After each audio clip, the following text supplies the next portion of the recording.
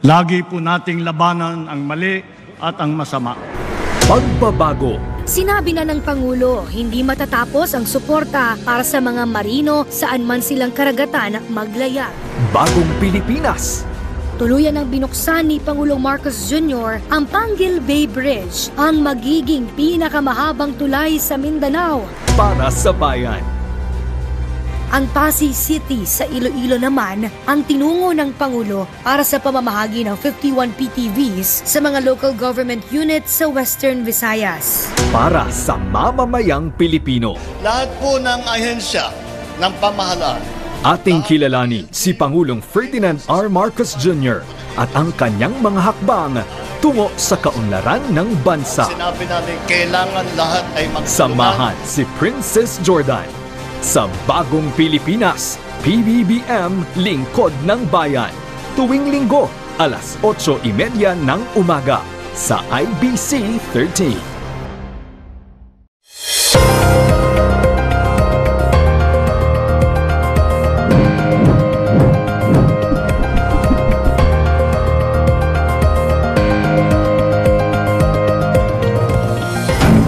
Sa Kongreso, nagsisimula ang tunay na pagbabago. Mula sa mga bago at panukalang batas, makabuluhang pulisiya at agarang pagtugon sa mga isyong kinakaharap ng bawat Pilipino. Ihahatid namin ang kwento ng pag-asa at pagkakaisa. Tumutok sa Congress News ang boses ng lehislatura para sa mas maunlad na bayan.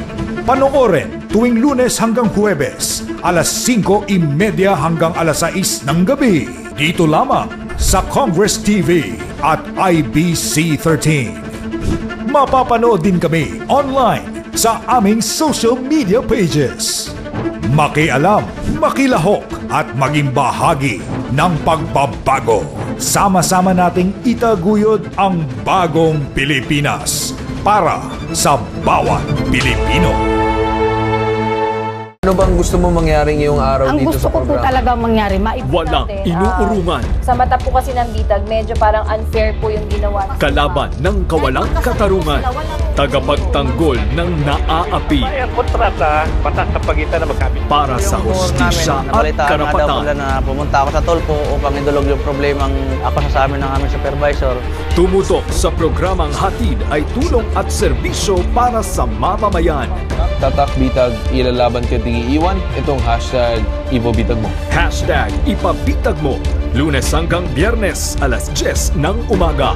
Dito sa IBC 13.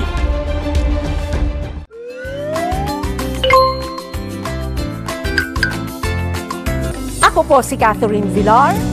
Samahan niyo ako na mas kilalanin pa ang trabaho ng ating mataas na kapulungan, ang Senado ng Pilipinas. Tingnan ang bawat ginagawa ng lehislatibong sangay ng bansa at ang tungkuling ginagampanan ng mga iniluklok ng sambayanan.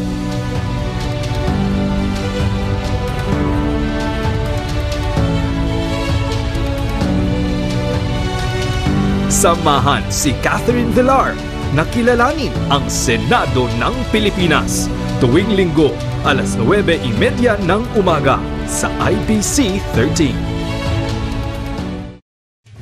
Ang loto nasa IBC 13 na. Grand money winning games every day. Super na super surprises at mega chances ang winning.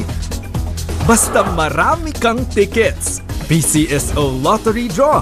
Araw-araw ang bulahan tuwing 2 p.m., 5 p.m. and 9 p.m. Tumaya at manood na sa IBC 13. Iisang adhikain. Mamaya ay aalamin naman po natin kung ano-ano nga ba ang mga programa ng ahensyang ito para sa mga Pilipino. Alamin natin ang kwento sa likod ng mga ahensyang hatid ay serbisyong tapat at maaasahan. Pagtutulungan para sa ikabubuti ng lahat. Ang PDP 2023 to 2028 ay isang komprehensibong plano tungo sa pagkakaroon ng economic at social transformation sa bansa. Samahan si Greg Gregorio na alamin ang ginagawa ng gabinete at ni Pangulong Ferdinand R. Marcos Jr. tungo sa kaunlaran. Sa Cabinet at Work, Biyernes, alas 3 ng hapon, dito sa IBC 13.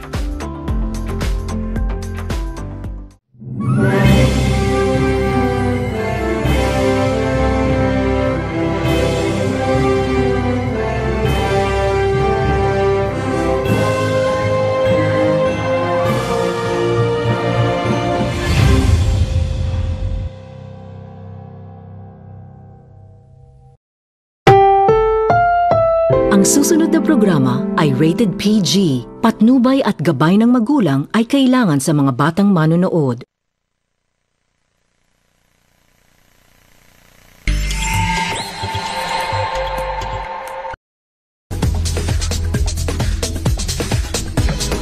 Kaya maaga pa lang, ticket buy na. And that's all for tonight. Para po sa PCSO, this is Fiona Gicale. At ako naman po si Tan Perez na nagsasabing sa PCSO, bawat taya may kawang gawa.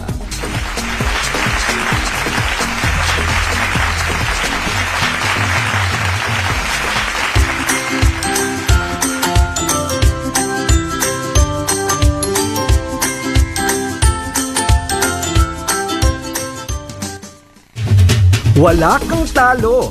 Basta everyday maglalaro ka ng Lotto. Winner na winner ka sa prizes ng iba't ibang Lotto games. Kaya tutok lang sa PCSO Lottery Draw. Araw-araw, 2 p.m., 5 p.m. at 9 p.m. dito sa IBC 13. At mapapanood din sa D1 12:06 a.m. at D8 TV. 北国风光是大雪茫茫，我身在伦敦，看着岳阳楼的月亮。 Come and experience the Filipino-Chinese life and culture through the sights, cuisines, and stories that bring their vibrant heritage and artistry to life. Celebrate the traditions, performances, and the people with your premier lifestyle magazine show.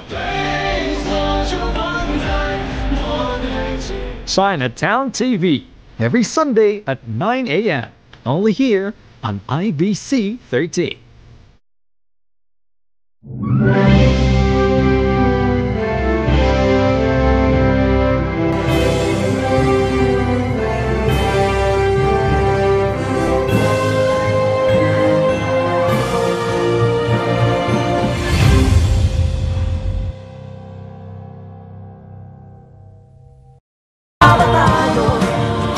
Malaki natin sa mundo at ipamahal.